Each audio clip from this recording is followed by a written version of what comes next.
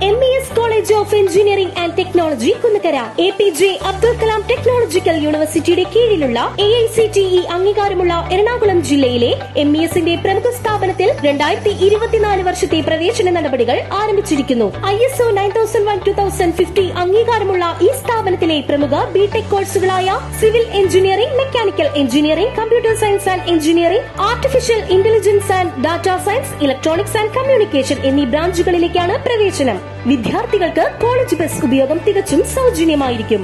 MES മാനേജ്മെന്റിന്റെ കീഴിലായതിനാൽ വളരെയധികം campus recruitment നടക്കുന്നു. സാമ്പത്തികമായി പിന്നോക്കം നിൽക്കുന്ന പെൺകുട്ടികൾക്ക് ഹോസ്റ്റൽ താമസവും ഭക്ഷണം തികച്ചും സൗജന്യം.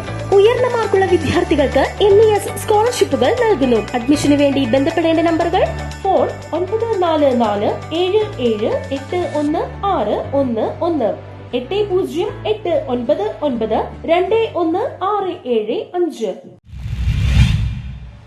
പല്ലാരിമംഗലത്ത് വായനാദിന പക്ഷാചരണ സമാപനവും മെറിറ്റ് അവാർഡ് വിതരണവും നടന്നു. പല്ലാരിമംഗലം ഗ്രാമപഞ്ചായത്തിന്റെയും പഞ്ചായത്ത് സാംസ്കാരിക നിലയത്തിൽ പ്രവർത്തിക്കുന്ന ഔക്കാദർകുട്ടി നഹ സാഹിബ് ലൈബ്രറിയുടെയും ആഭിമുഖ്യത്തിൽ വായനാദിന പക്ഷാചരണവും കഴിഞ്ഞ SSLC+2 പരീക്ഷകളിൽ എല്ലാ വിഷയങ്ങളിലും A+ കരസ്ഥമാക്കിയ കുട്ടികൾക്കുള്ള അവാർഡ് വിതരണവും നടത്തി.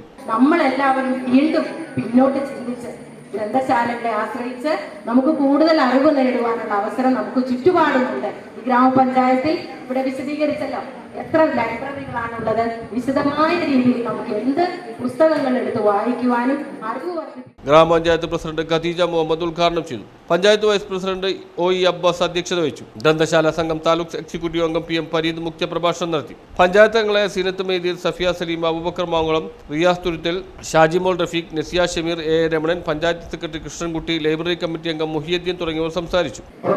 ലൈബ്രറി കൗൺസിലിന്റെ സെക്രട്ടറി ആയിട്ടുള്ള IV ദാസിന്റെ ജന്മദിനത്തിൽ നിൽക്കുന്ന 15 ദിവസക്കാലമാണ് വായനാ പക്ഷാചരണ ദിനമായി ആചരിക്കുന്നത്.